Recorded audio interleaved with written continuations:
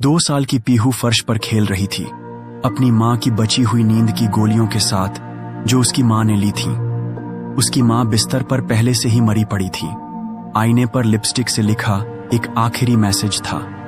उसमें बताया गया था कि पीहू के पापा के साथ हुए तीखे झगड़े और उनकी बेवफाई के शक के बाद उसकी मां ने यह कदम उठाया। लेकिन छोटी पीहू को मौत का मतलब नहीं पता था। उसे लगा उसकी मां बस अभी भी सो रही है। भूखी पीहू ने खुद खाना बनाने की कोशिश की। उसने रोटी जला दी और उसमें आग लग गई। पीहू ने आग बुझाने की कोशिश की। कई बार फूंक मारने के बाद भी जब आग नहीं बुझी तो उसने हार मान ली। फिर उसने अपनी मां की नकल की और रोटी को माइक्रोवेव में डाल दिया। उसने रैंडमली बटन दबाए और माइक्रोवेव चालू हो गया। 10 मिनट बाद रोटी काली और जली हुई थी। गुस्से में पीहू वहां से चली गई। उसका ध्यान फ्रिज की तरफ गया। उसने बचा हुआ केक खाया। फिर अचानक उसने खुद को फ्रिज में बंद करने का फैसला किया। आखिर क्या हो रहा था? यह फिल्म 2014 में दिल्ली में हुई एक सच्ची घटना से आधारित है। उस सुबह 7:15 बजे पीहू ने आंखें खोली। घर में उसके कल के दूसरे जन्मदिन का सामान बिखरा पड़ा था। उठने के बाद पीहू थोड़ी देर अकेले खेली। फिर उसने अपनी मां को पानी के लिए पुकारा। जब मां ने जवाब नहीं दिया तो पीहू ने अपने टेडी बेयर को गले लगाया और पापा को ढूंढने बेडरूम से बाहर निकली। उसने देखा कि रसोई का नल खुला था। उसने एक स्टूल खींचकर नल बंद करने की कोशिश की, लेकिन बहुत कोशिश के बाद भी वो नल तक नहीं पहुंच पाई। तो पीहू ने हार मान ली। वो सीढ़ियां चढ़कर मां को ढूंढने गई। वो चाहती थी कि मां उसे झूले पर खेलने ले जाए, लेकिन मां ने फिर भी जवाब नहीं दिया। पीहू ने टीवी की आवाज पूरी तेज कर दी। उसने मां को डांस करने के लिए पुकारा, लेकिन मां फिर भी नहीं हिली। पीहू रोने लगी। तभी फोन की घंटी बजी। आवाज सुनकर पीहू बुकशेल्फ के पास गई। उसने देखा कि फोन ऊपर रखा था। वो स्टूल लेने गई, लेकिन जब तक वो वापस आई फोन बंद हो चुका था। पीहू फिर मां के पास गई। उसने मां से बाथरूम ले जाने को कहा। जब मां ने जवाब नहीं दिया तो पीहू अकेले बाथरूम गई। उसने मुश्किल से टॉयलेट का इस्तेमाल किया, फिर अपने दांत ब्रश किए। इसके बाद उसने मां को कपड़े पहनाने के लिए पुकारा। मां को फिर भी न हिलते देख पीहू ने मां का हाथ जोर से हिलाया। वो अपनी सोती हुई मां को जगाने की पूरी कोशिश कर रही थी, लेकिन बेचारी पीहू को नहीं पता था कि उसकी मां हमेशा के लिए दुनिया छोड़ चुकी थी।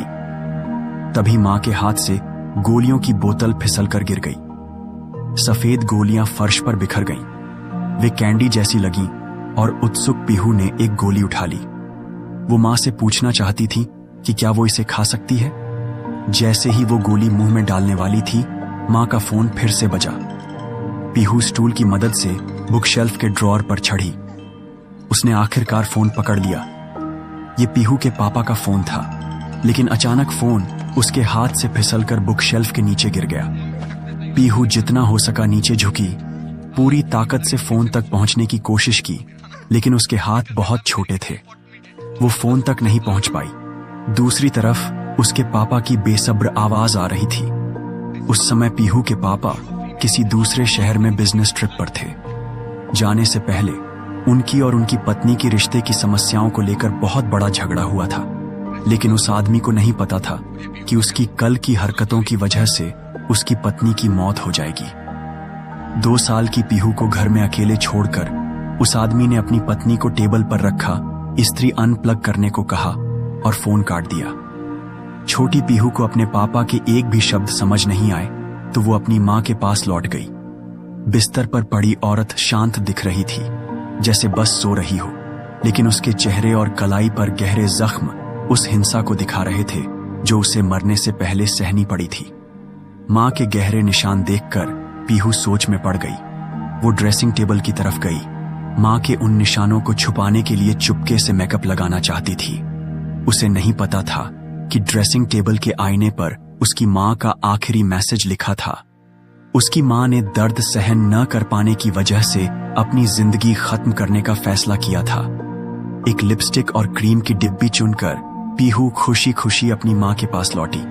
उसने पहले अपने होंठों पर लिपस्टिक लगाई, फिर मां से पूछा कि वो सुंदर लग रही है या नहीं, लेकिन मां ने फिर भी जवाब नहीं दिया। तो पीहू ने मां के चेहरे पर क्रीम लगा दी।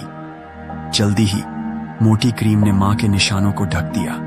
पीहू ने खुशी से गाना गुनगुनाया और बची हुई क्रीम अपनी टांगों पर लगा दी। ये सब करने के बाद उसे बहुत बोरियत महसूस हुई। उसने पास में पड़ा एक गुब्बारा पकड़ा और अकेले खेलने लगी। गुब्बारा अचानक टेबल पर रखे इस्त्री के पास उड़ा। जोर से फटने की आवाज ने पीहू का ध्यान खींचा। उसने मां से पूछा कि यह क्या था। जवाब न मिलने पर पीहू ने खुद पता लगाने का फैसला किया। उसने सावधानी से अपनी उंगली इस्त्री पर रखी। जैसे ही उसने छुआ, जलन की गर्मी ने उसे जोर से रुला दिया। वो अपनी मां के पास सांत्वना के लिए दौड़ी, लेकिन उसकी मां अब उसे गले नहीं लगा सकती थी। पता नहीं कितनी देर बाद पीहू रोते रोते थक गई और अपनी मां के शरीर पर ही सो गई। जब उसने फिर से आंखें खोलीं, उसका पेट भूख से गुर्रा रहा था। मां से जवाब न मिलने पर पीहू ने रसोई में जाकर दूध ढूंढने का फैसला किया। जैसे ही उसने बोतल छुई, वो उसके हाथ से फिसलकर फर्श पर गिरी। दूध हर तरफ फैल गया। निराश होकर पीहू ने कपड़ा लिया और दूध साफ किया। तभी उसने पास में पड़ी एक सफाई की लिक्विड बोतल देखी जो दूध जैसी लग रही थी। वो खुशी खुशी बोतल उठाकर मां से पूछने गई कि क्या ये दूध है। उसका पेट फिर से गुर्राया और जवाब न मिलने पर पीहू ने उस दूध जैसे लिक्विड को अपनी बोतल में डालने का फैसला किया। सौभाग्य से वो संतुलन खो बैठी और बोतल का ढक्कन लगाने से पहले ही सफाई का लिक्विड फर्श पर गिर गया, वरना नतीजे भयानक हो सकते थे। भले ही उसे दूध पीने को न मिला, पीहू ने खाना ढूंढने की कोशिश नहीं छोड़ी। वो फिर रसोई में गई। उसने एक रोटी माइक्रोवेव में डाली, फिर ढेर सारे बटन दबाए। उसे लगा अब वो कुछ खा सकेगी, लेकिन जब उसने माइक्रोवेव खोला तो रोटी पूरी तरह काली हो चुकी थी। रोटी अब खाने लायक नहीं थी। अपनी योजना फिर से नाकाम देखकर पीहू ने जिद्दी नजरों से गैस स्टोव की तरफ देखा। उसने अपनी मां को खाना बनाते देखा था और उसने स्टोव का नॉब घुमा दिया। फिर उसने रोटी सीधे गैस की आग में डाल दी। जैसा सोचा था, रोटी जल गई और काली हो गई। पीहू ने मुंह से फूंक मारकर आग बुझाने की कोशिश की, लेकिन कितनी भी कोशिश के बाद आग नहीं बुझी तो उसने हार मान ली। निराश होकर पीहू ने फिर से खाना ढूंढने का फैसला किया। वो रसोई में इधर उधर घूमी, फिर फ्रिज के पास आई। उसने पूरी ताकत लगाकर फ्रिज का दरवाजा खोला, लेकिन अंदर सिर्फ कल का बचा हुआ केक था जो वो खा सकती थी। तो पीहू ने उसे निकाला और खाना शुरू किया। खाली शांत घर में ठंडा केक खाते हुए पीहू अपनी भावनाओं को बयान नहीं कर सकती थी। पेट भरने के बाद उसने फ्रिज से कुछ सब्जियां निकाली। उसने फ्रिज में छुपकर अकेले लुका छिपी खेलने का प्लान बनाया, लेकिन फ्रिज का तंग ठंडा स्थान उसे डराने लगा तो वो बाहर निकलने की कोशिश करने लगी। लेकिन इस बार जितना भी धक्का दिया, फ्रिज का दरवाजा नहीं खुला। पीहू घबराकर रोने लगी, बार बार दरवाजे पर अपने शरीर से धक्का मारने लगी। कई कोशिशों के बाद फ्रिज का दरवाजा आखिरकार खुला और पीहू बाहर निकली। अब तक घर पूरी तरह से अस्त व्यस्त हो चुका था। मसाले फर्श पर बिखरे थे, गैस स्टोव अभी भी जल रहा था और बिजली के सॉकेट खतरनाक ढंग से खुले थे। इस 2 साल की बच्ची के लिए हर जगह अनजान थी, हर जगह खतरा छुपा था। पीहू को लगा कि उसकी मां ने अभी तक कुछ नहीं खाया, तो उसने एक ब्रेड का टुकड़ा लिया, उस पर जाम लगाया और बेडरूम की तरफ चली। अपनी मां को देखकर, जो अभी भी नहीं जागी थी, पीहू ने अपने होंठों पर जाम लगाया, जिससे वो जोर से हंसी। फिर उसने मां के होंठों पर भी जाम लगाया, लेकिन मां ने फिर भी आंखें नहीं खोली। थोड़ा सोचने के बाद पीहू ने मां को जगाने के लिए शोर करने का फैसला किया। वो पहले लिविंग रूम में गई और टीवी चालू किया। उसने मां का पसंदीदा शो लगाया, फिर बेडरूम में जाकर मां को उठने के लिए पुकारा। मां को फिर भी न हिलते देख पीहू को लगा कि टीवी की आवाज कम है, तो उसने आवाज पूरी तेज कर दी, लेकिन मां फिर भी नहीं हिली। वो गुस्से में मां के बिस्तर के पास गई। उसे समझ नहीं आ रहा था कि मां आज उसे क्यों नजरअंदाज कर रही थी। अकेलापन महसूस करते हुए छोटी 2 साल की बच्ची ने अपनी मां के ठंडे शरीर को पूरी ताकत से हिलाया और जोर से रोने लगी। तभी मां का फोन फिर से बजा। इस बार चतुर पीहू ने एक रूलर से बुक शेल्फ के नीचे गिरा फोन निकाला। ये फिर से उसके पापा का फोन था। पापा ने पीहू से फोन मां को देने को कहा। वो जानना चाहते थे कि क्या उनकी पत्नी ने टेबल पर रखा इस्त्री अनप्लग किया, लेकिन दूसरी तरफ सिर्फ खामोशी थी।